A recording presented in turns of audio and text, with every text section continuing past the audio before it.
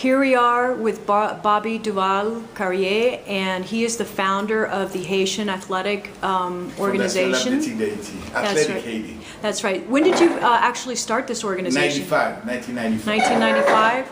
And do you know how many kids you've helped over the years since 1995 and today? Oh, I think I've calculated, we trained about 6,000 athletes, you know? Wow. Yeah. And have they gone on to continue professional athletic careers? Have they gone on? Some of them have made it very big. Some of them have made it to Portugal, Mexico, and the United States, and yeah, all over the world. You see, we got about 20 different players, Martinique, France. A lot of them have made it at the highest level in the world, but a lot of them make it here at the league, the amateur league here, the highest level, first division and all. Half of the players, they come from here. Wow. So. And you also train them in other vocational fields, correct? Absolutely. You know, the sports is the hook to, you know, get the kids involved in something. And once they are here, they're captive, then we try to give them all the values that we believe in. We have a school, we have an elementary school.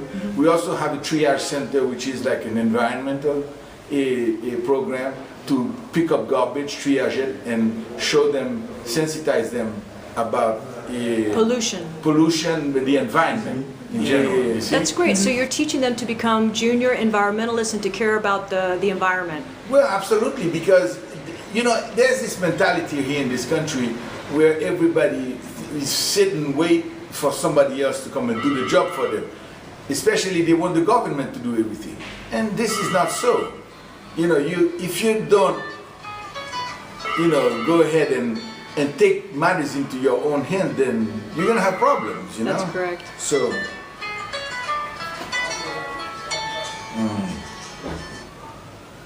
You're the man of the hour.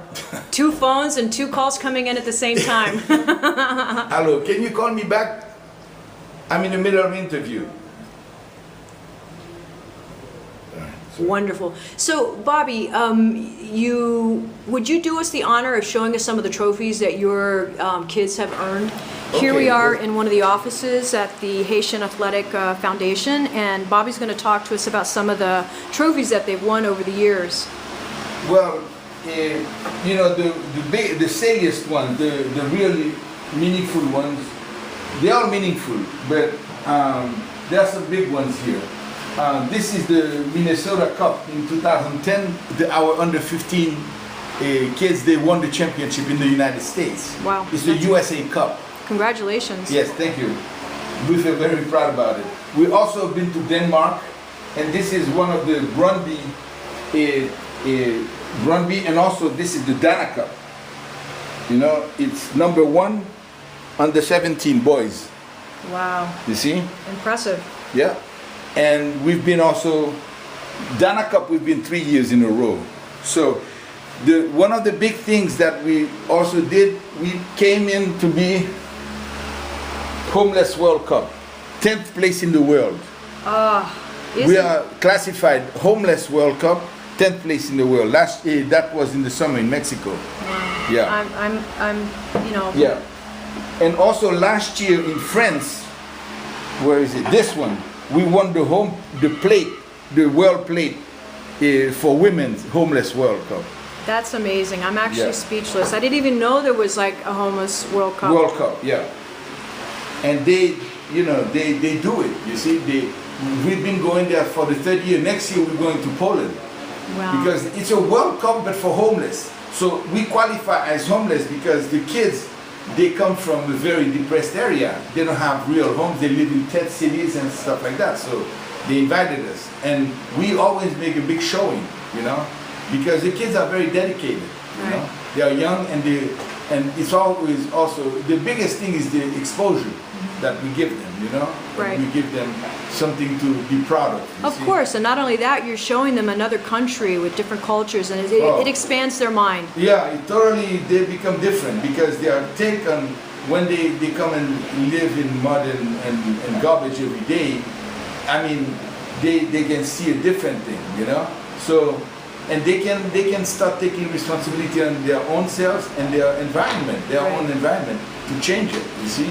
So Bobby, the boys that you brought in, that you actually train them in vocational, like you're teaching them how to recycle, you're teaching them how to run a tilapia pond, and you also have a poultry farm. The chicken run. So which of the boys, I mean, have any of the boys gone on to have careers? Like, have they become young entrepreneurs? Well, yeah, a lot of them go into computer business, kind of cyber cafes, you know, and some others they go into like they do bread, you know. But do you teach them how to bake, and you teach them how to do the computer, or you send them somewhere You to send learn? them somewhere. Okay, and we you have pay a for contract with Setemo, for example, and that's through the program of IDB. Originally, when I started this program, it was just between 6 years old and 19. But now we've added a component with the Inter-American Development Bank project between 16 and 24. Because what I realized that giving them, you know, the trades of sports is not enough. Exactly. Because this country is not organized. And plus, even if it was organized to receive a lot of athletes to make a living out of with it, not everybody gets to be a professional athlete. Correct. Okay? So I try to compensate that with giving them life skills to know how to do an interview, to go into like a job, to get a job. You give them, some basic training. You know how to do a CV, how to work with people. That's a method that it's a program they call Agana. It's the partners of the Americas who designed it for the last 5-6 years.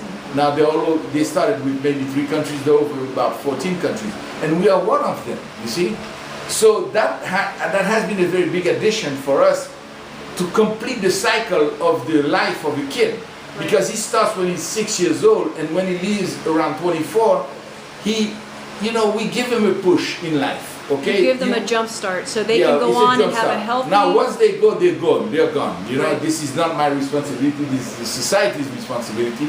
But we feel we've done some things for them. Well, listen, Bobby, I want to let you know that I'm very proud of what you're doing, and you are setting a fine example for other people to do similar projects so that you can help give these kids the jump start they need so they can have a successful life. Thank you very much. Bonsoir. Bonsoir. À chaque fois, on fait un faut dire merci.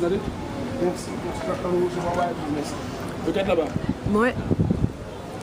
Il peut entrer maintenant? Ok, d'accord. Bien. Les autres sont... Ok, d'accord.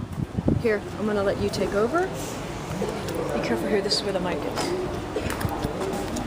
Okay. I just wanted you to take a picture.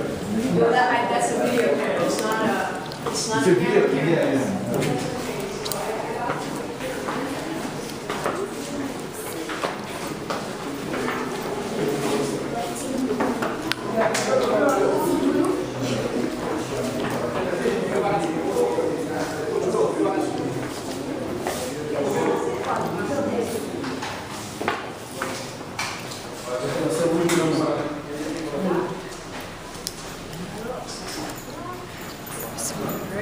Ça, c'est vous.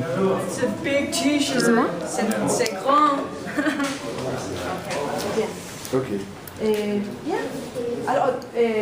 Okay, so... That's it. Yeah, Go. please. No, I need to get her. Sorti. Yeah. Sorti. Sorti à madame.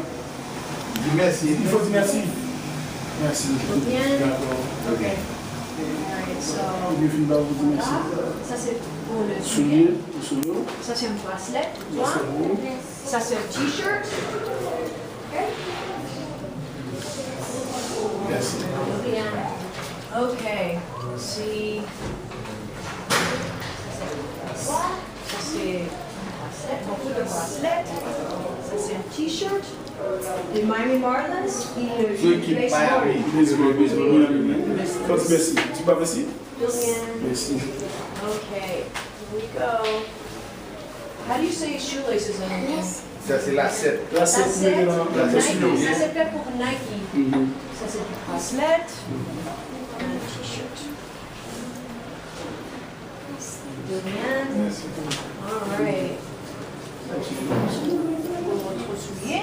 So cute. Bracelet. Et un t-shirt. Merci. De rien.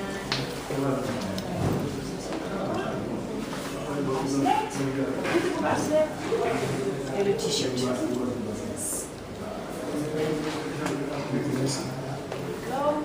Voilà. Bracelet. Et le t-shirt. Ça te plaît? Merci. De rien. C'est toi. Bracelet. Et le t-shirt. De rien.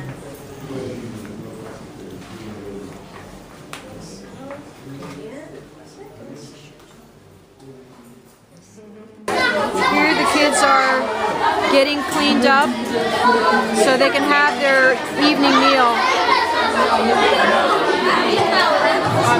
And Bobby Duval-Carrier and his team here at the Athletic Haitian Foundation provide food for all the kids in their program. It's about 2,000 kids. They give them, most of these kids get their main meal, their only meal from Bobby's Foundation. And here they are.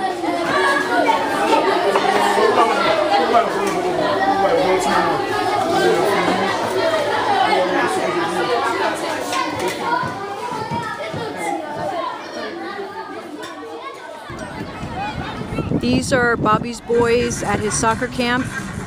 This is one of his coaches here. And I'm going to pan around so you can take a look at all of the kids. This is a huge soccer field. And there are groups, they have the kids broken down into groups of ages. And there's a coach to each group. And they convene here every afternoon after school. And they go through a whole series of routines. They practice.